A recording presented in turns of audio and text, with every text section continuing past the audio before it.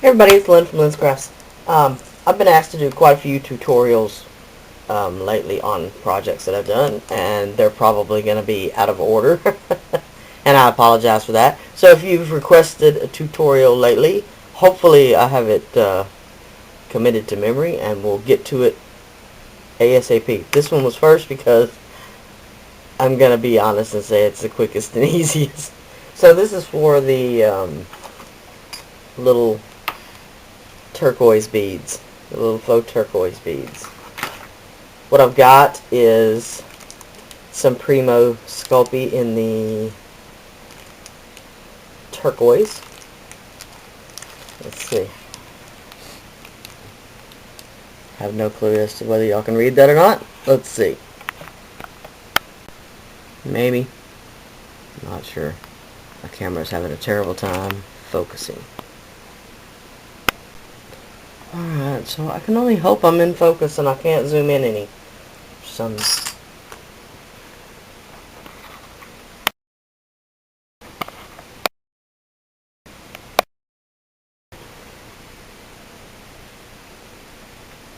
Okay, maybe I'm in focus. We'll try.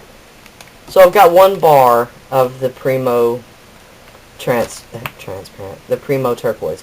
And the only reason that I have that much is because I'm actually going to do another project after this with the same turquoise mix. So this is just a little square of Sculpey 3, and I don't know what the color is. Oh no, I'm sorry. This is the Craft Smart in the turquoise, and that's just all I had left. So to do these beads, this right here would be plenty. And in the other mix, I did not use the green, but to just give it a little bit more variety, I'm gonna use this green mixed in with all of it. If I was just using this little bit of turquoise, I would probably just use a little tiny, let's see,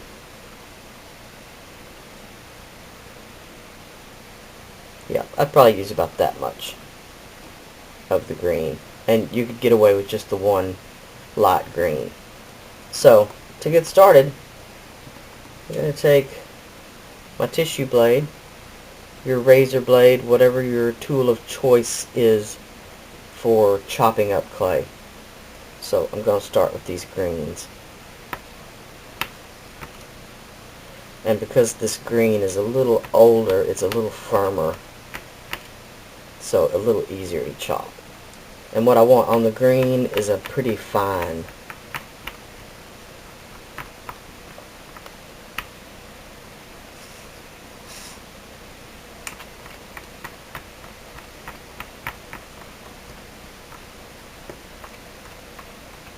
Alright, there we go. About like that. Let me make sure that I'm still in frame. Okay, and there's our green. I'm going to scooch that to the side. And then I'm going to do the same thing with the turquoise. Both the turquoise colors. But these don't have to be as fine. And this Craft Smart clay in particular right here was pretty soft. It's a little cooler day here this morning. It started out close to freezing here, so it's not as warm in my studio as it could be. But if you start having trouble with it sticking to your blade or anything, stick it in the freezer. You can stick it in the freezer for 5 minutes or so, and it'll firm up enough for you to chop it a little easier. And much as I hate to, I need to chop this up too.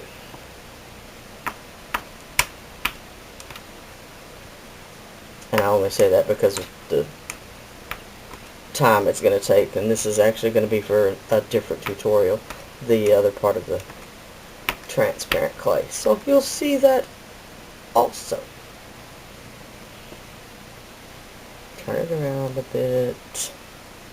There's lots of tutorials on the internet for making a faux turquoise bead, and some of them involve doing the same thing, chopping it all up, and then coating the pieces with black acrylic paint. And then what you do is you let that dry before you smush your, is that a word? Before you smush your clay back together.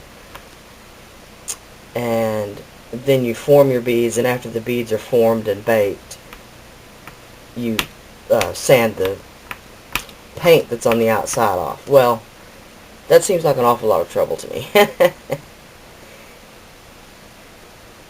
If I were doing a big cabochon for a piece, which I've done before, I do have a different method I use for that. But for just little accessory beads, this is gonna be plain, simple, to the point, and you can do it in any color. It doesn't have to be turquoise. Alright, so there we've got our clays, and just like I hoped, those two clays are even a slightly different color, slightly different hue. So I'm going to sort of kind of mix this together a little bit, and then we're going to chop it some more. This is just to distribute the pieces of green and different turquoise colors throughout it, just a little bit more.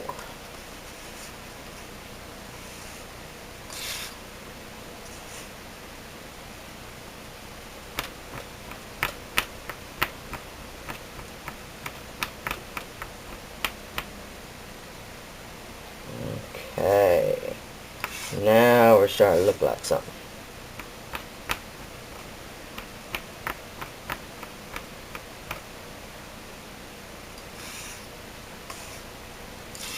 Okay, now I'm just going to form, what did I say I needed? I think 6. Well, let's do this. Let's see if I can give myself a rough estimate as to what I've got here. As you can see, I'm just squishing it together. Nothing difficult. Now you can take your acrylic roller, you can take your acrylic stamping block and just mash it to get it to sort of start sticking together. And I'm sorry if I shake the table. Just using my little mini tripod, and it does sit on the table, so. Okay, there we go. Now what I need is like 6, maybe 8 of those little beads. So,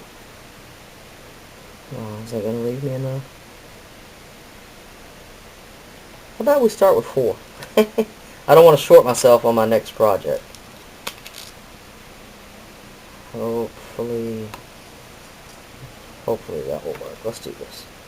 Alright. We got this bit. I'm going to chop it up again because I want it in pieces.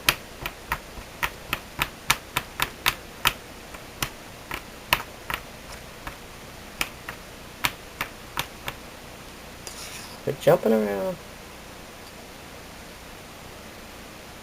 A little scrap. Oh, let me insert a pause.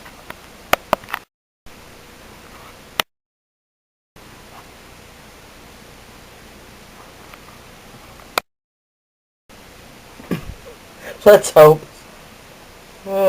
Camera, I'm just going to keep telling you I love you until you start working right again, until I figure out what I did wrong. Changed a setting. I don't know. Okay, so there we got it. Chopped up a little bit again. Now what you're going to do is guesstimate. Best thing about polymer clay is guessing is allowed. But what you want is to guesstimate about the size that you want your bead to be. Let's see.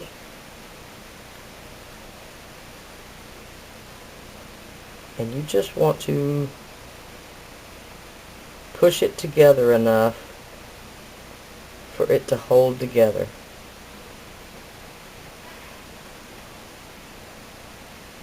I hope y'all can see that.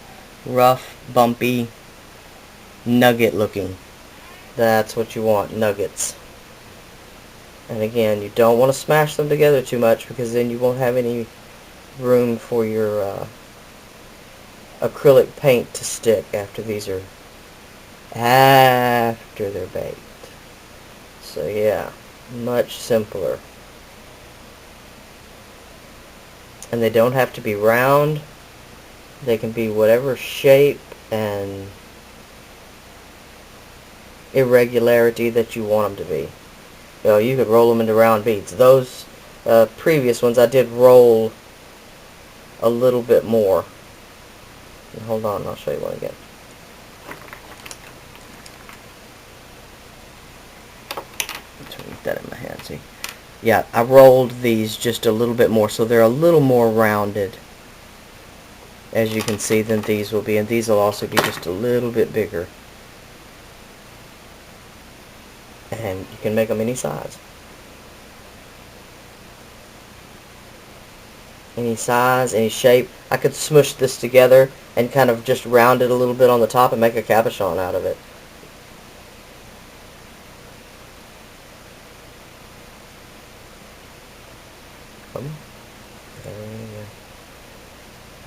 A little too much. And I want them similarly shaped and sized, but not anything close to exact.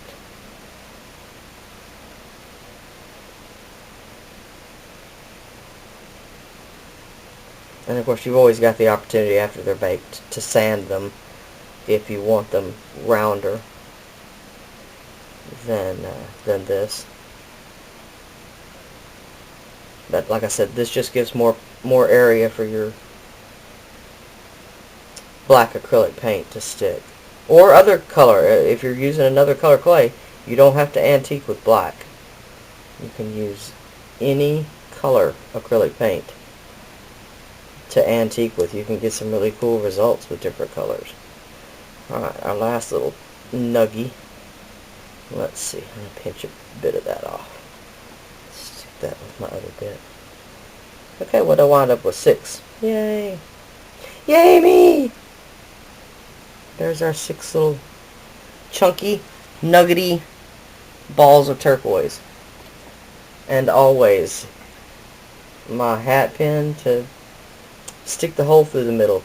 Here you may be, it may be a little advantageous to stick them in the freezer, because we've played with them a bit now, so they're a bit sticky. But, you know, nothing deters me, I don't think. I just stick it on the hat pin. I'll do that again slowly the next time.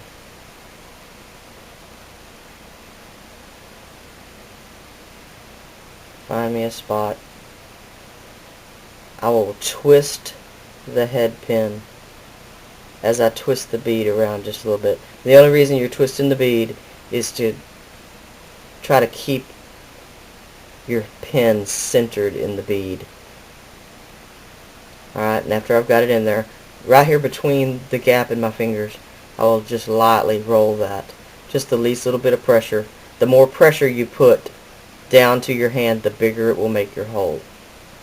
So, since I'm needing small hole beads and not large hole beads, then I'll take my head of my pin and push it up and just make just a little bit of an indent. Makes it a little bit easier to get your threading material through, whether you're using cording or wire or whatever you're using. So there we go. There we've got the hole through the bead. And that's it. I will bake these. I'll put the hole in the rest of them and bake them, and then I'll come back and show you the rest.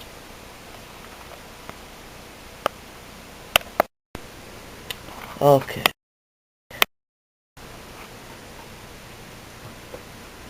Hopefully, I've got some black apple barrel acrylic paint, and just out of the lid. Yeah.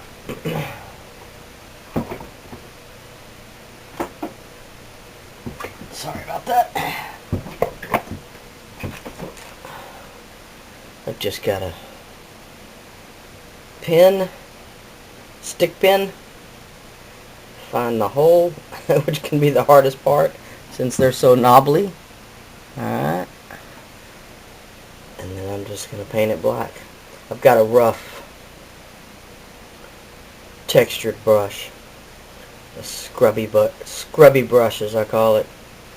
I just get these sets of plaid paint brushes from Walmart, and they come with a big variety. Hold on.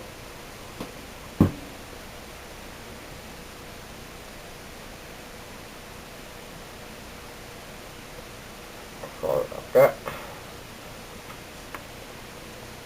Trying to talk with my paintbrush in my mouth while trying to get my rag. Alright, so I've painted it on, and now I've just got a old terry cloth kitchen towel, and I'm going to rub it back off. You can use a baby wipe, paper towel, damp paper towel.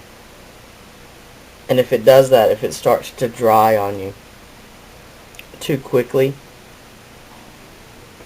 keep your little spray bottle of water, or if you're using a baby wipe, it's not going to be necessary. But I'll just spray a corner of my towel till it's damp.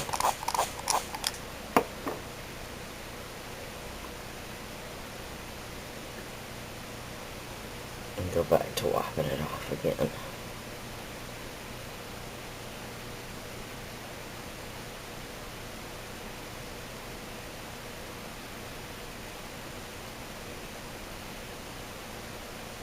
Since I didn't roll these beads around in my hand quite as much as the first ones I did, they're a little rougher in texture, so a lot more of that black paint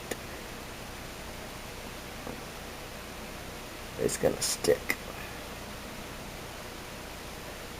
And I didn't say before I stuck these in the oven, but I just did them for 30 minutes at 275, which on my oven temperature gauge is actually 250, but I have a thermometer in there so that it's regulated a little more closely. The temperature on the dial has never been very accurate, so it just has an oven thermometer in it. So I had to turn it down recently because it was spiking so high it would get up over 300 degrees. And it's not too terrible on colors like this if you've got them tinted properly, but on a transparent bead it can overbake them.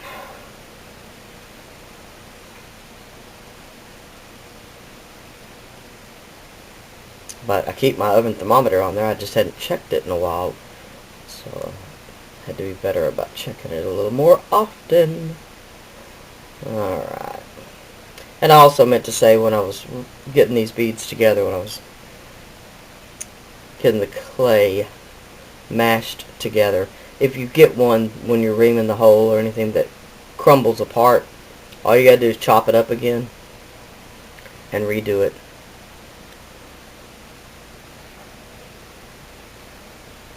And basically same technique on all of them. As you can see, that green, if you can see the green. Wow, can't believe it actually refocused.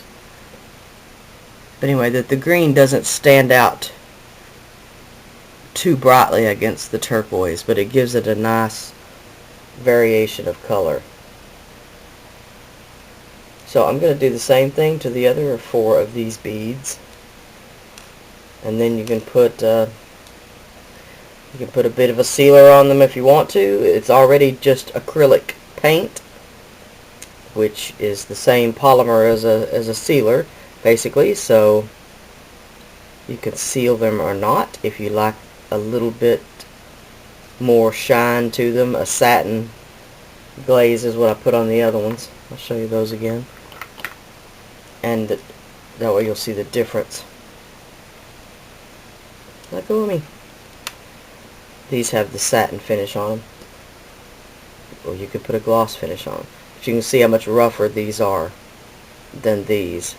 The smaller ones, after I gathered the clay together, I rolled the bead in the palm of my hands, just the least little bit, to round the surface off a little bit. Yes, and paint on me, as always. I can't help it. So, there we go. Simple, simple, simple faux turquoise beads. And if you like them the unantiqued way, do them like that. You can antique them in brown instead of black, which will give a little bit softer color than the black. But if you glaze these with the satin glaze, it will bring that turquoise color back up just a little bit. And of course you can always sand them again at this point. Let's see. I can put my hand on a sanding block.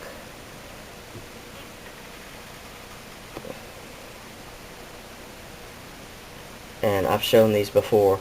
These are just drywall sanding blocks from like the hardware store. They're about 100 grit foam sanding block.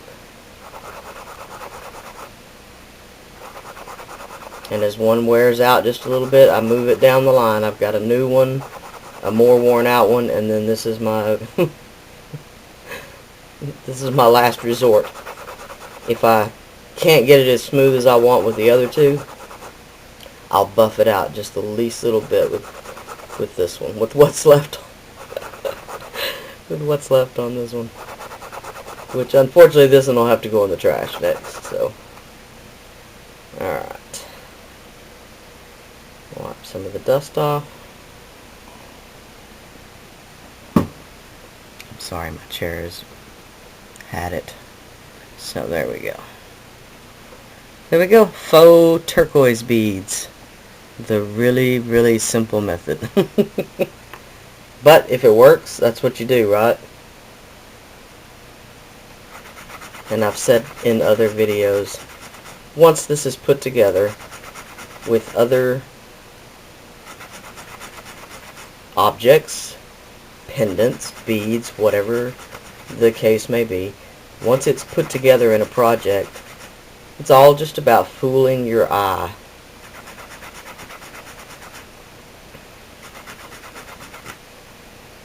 And again, I'll pull that back out here and show you what I'm talking about. As you can see, really and truly, if you were just to look at just this bead right here, it doesn't look that much like real turquoise, but it fools your eye enough, especially when it's grouped together with the rest of the beads. Now, as you can see, this is a lot more nuggety, kind of turquoisey looking. But either one of them, it will fool your eye into thinking that it's turquoise enough to recognize when you're looking at a project. So there we go. Quick tutorial on faux. Excuse me. On faux. Quick tutorial on faux turquoise. Try having a lisp and a broken tooth. Makes it difficult to say some things. So that's it for this video. I will be back. I have been asked to do a tutorial on the little turtle guy, so I'm going to come back and do that. And I've been asked to do one on the moon pendant that I did and a few other things. So one step at a time. I'm going to do the turtle next. I'm going to do the turtle next because I'm going to make a turquoise one. That's why I made the extra turquoise. So I shall return. Holler at y'all later. Bye now.